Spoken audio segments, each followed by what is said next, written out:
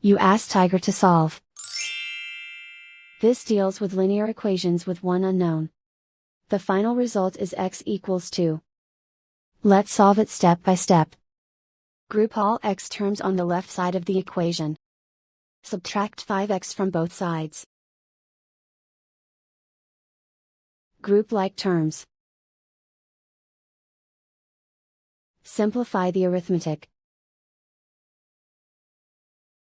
Group like terms. Simplify the arithmetic.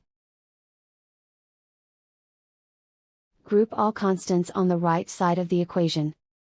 Subtract 45 from both sides. Simplify the arithmetic.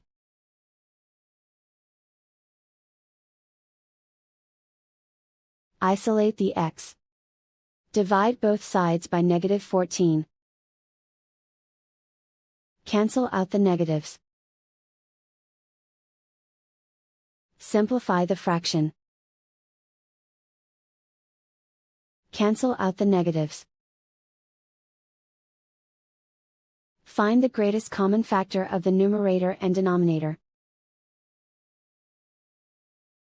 Factor out and cancel the greatest common factor. And so the final result is x equals 2.